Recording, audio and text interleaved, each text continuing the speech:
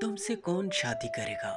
شکل دیکھی ہے تم نے؟ کتنی بدصورت ہو تم۔ اس کو سب الفاظ یاد آئے۔ آج اس کے لیے بہت خاص دن تھا۔ وہ دلہن بنی بیٹھی تھی۔ اسے ایسے لگا وہ کوئی خواب دیکھ رہی ہے۔ ہمیشہ سے اس کی کزن اس سے یہی کہتی تھی، تم سے کون شادی کرے گا؟ تم تو کہیں سے بھی خوبصورت نہیں ہو۔ تمہارا شوہر تمہیں دیکھ کر ڈر جائے گا۔ مگر اس کو یقین تھا کہ کوئی تو ہوگا جو اس کو اپنائے گا، اس سے محبت کرے گا، اس کی خوبصورتی نہیں اس کی سیرت دیکھے گا۔ آج وہ دن آ گیا تھا۔ وہ دلہن کے لباس پہنے ہوئے تھی۔ وہ کوئی پری نہیں لگ رہی تھی، نہ ہی کوئی شہزادی، مگر گندمی رنگ پر ہلکا سا میک اپ کیے ہوئے وہ اچھی لگ رہی تھی۔ اس کے چہرے پر ایک کشش تھی، ایک معصومیت تھی جو کسی کو بھی اپنی طرف کر سکتی تھی۔ نکاح شروع ہو گیا تھا۔ کیا آپ کو نکاح قبول ہے؟ مولوی نے دولہے سے پوچھا۔ نہیں، میں اس لڑکی سے شادی نہیں کروں گا۔ اچانک حال میں یہ الفاظ گھومے۔ سب لوگ حیرت سے دیکھنے لگے۔ یہ تم کیا کہہ رہے ہو؟ فیضان صاحب نے پوچھا۔ میں نہیں کرنا چاہتا اس سے شادی۔ شکل دیکھی ہے اس نے اپنی؟ کہاں یہ اور کہاں میں؟ اس نے سفارش سے کہا۔ اگر اسے شادی نہیں کرنی تھی تو نکاح کے لیے ہاں کیوں کہا؟ تب میں نے اسے نہیں دیکھا تھا، مگر اب میں اس سے شادی نہیں کر سکتا، اس نے کہا اور وہاں سے چلا گیا۔ غزالہ یہ سن کر رونے لگی۔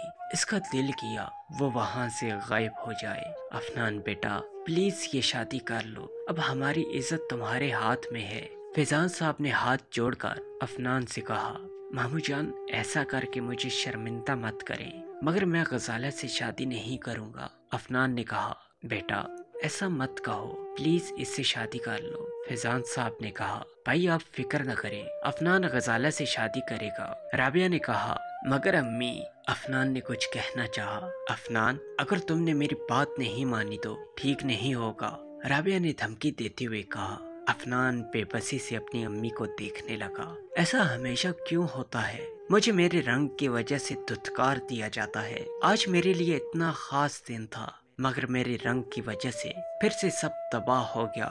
غزالہ نے روتے ہوئے کہا، غزالہ بیٹا منہ ہاتھ دھو کر باہر آ جاؤ، سب انتظار کر رہے ہیں۔ رابعہ نے آ کر کہا، کیوں پھوپھو، اب کیا کوئی تماشا باقی ہے؟ غزالہ نے روتے ہوئے کہا، نہیں بیٹا، افنان شادی کے لیے تیار ہے۔ رابعہ نے کہا۔ غزالہ نے حیرت سے ان کو دیکھا۔ اسے یقین نہیں آ رہا تھا کہ افنان جیسا خوبصورت مرد اس سے شادی کر رہا ہے، مگر پھر اپنی ہی بے بسی پر مسکرا دی۔ وہ جانتی تھی افنان اس کو بالکل پسند نہیں کرتا اور شادی بھی مجبوری میں کر رہا ہے، مگر وہ چاہ کر بھی کچھ نہیں کر پاتی۔ وہ کسی روبوٹ کی طرح چپ چاپ باہر آ گئی۔ اس کو کچھ بھی ہوش نہیں تھا کہ کب اس کا نکاح ہوا اور کب وہ افنان کے گھر پہنچ گئی۔ محلے کی عورتوں نے کہا، آپ کی بہو تو کہیں سے خوبصورت نہیں لگتی، آپ نے تو کہا تھا میں اپنے بیٹے کے لیے چاند جیسی بہو لاؤں گی، تو اب کیا ہوا؟ کوئی مل ہی نہیں کیا؟ ایک عورت نے طنزیہ انداز میں کہا۔ رابعہ بیگم اس کی بات سن کر شرمندہ ہوگی، کیا کر سکتی تھی؟ یہ جو نصیب میں ہونا ہوتا ہے وہی ہوتا ہے، ایک عورت نے کہا۔ ان کی باتیں سن کر دلہن بنی غزالہ کی آنکھوں میں آنسو آ گئے۔ بس کریں آپ لوگ، آپ یہاں شادی دیکھنے آئے ہیں تو دیکھیں اور جائیں، افنان نے غصے سے کہا۔ ہمیں بھی کوئی شوق نہیں ہے یہاں رکنے کا، بہت غرور تھا نا تمہیں اپنے حسن پر، مگر اب اس میں بھی داغ آ گیا تمہیں بیوی کی وجہ سے، ایک عورت نے طنزیہ انداز میں کہا۔ افنان بنا کچھ کہے وہاں سے چلا گیا۔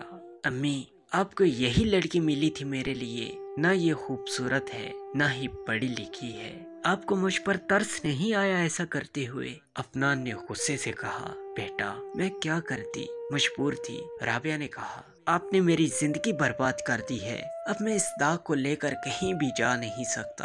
بیٹا ایسا تو مت کہو، رابعہ نے افسوس سے کہا۔ تو اور کیا کروں، میں اس کے ساتھ اپنی زندگی نہیں گزار سکتا، مجھے شرمندگی ہوتی ہے اس کو اپنی بیوی کہتے ہوئے، افنان نے غصے سے کہا اور وہاں سے چلا گیا۔ رابعہ افسوس سے اسے دیکھنے لگی۔ وہ جیسے ہی کمرے میں آیا، غزالہ کو آرام سے بیڈ پر بیٹھا دیکھ کر اس کا دماغ گھوم گیا۔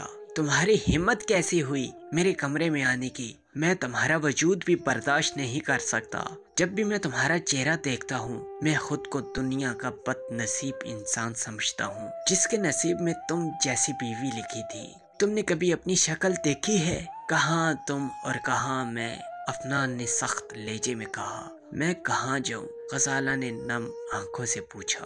اپنی اتنی بےعزتی کے بعد اس کا دل کیا زمین پھٹے اور وہ اس میں سما جائے۔ میری طرف سے پہاڑ میں جاؤ، افنان نے غصے سے کہا۔ غزالہ چپ چاپ واش روم میں آئی۔ اب اس سے اپنے آنسو کنٹرول نہیں ہو رہے تھے۔ بیسن کے پاس کھڑی ہو کر وہ پھوٹ پھوٹ کر رو پڑی۔ آخر میرے ساتھ ہی ایسا کیوں ہوتا ہے؟ کیا میں بدصورت ہوں؟ کوئی مجھے دیکھنا بھی نہیں چاہتا؟ غزالہ نے غور سے خود کو آئینے میں دیکھا۔ سبز لمبے بال، چھوٹی آنکھیں، گلابی ہونٹ، گندمی رنگ۔ وہ اتنی بھی بدصورت نہیں تھی جتنا لوگ کہتے تھے۔ وہ زیادہ گوری تو نہیں تھی۔ غزالہ کے ذہن میں افنان کا چہرہ آیا۔ نیلی آنکھیں، گھورا رنگ، سرخ ہونٹ، ماتھے تک آتے ہوئے بال۔ وہ کسی شہزادے سے کم نہیں تھا۔ کہاں وہ شہزادہ اور کہاں میں؟ وہ کیوں مجھ کو دیکھے گا؟ اس کے سامنے تو میں کچھ نہیں ہوں، غزالہ نے کہا اور طنزیہ انداز میں مسکرائی۔ اس کی آنکھوں میں اذیت تھی، ایک درد تھا، خود کے لیے نفرت تھی، خود کے لیے نفرت تھی۔ Hey there. Subscribe to my channel. And also press this bell icon.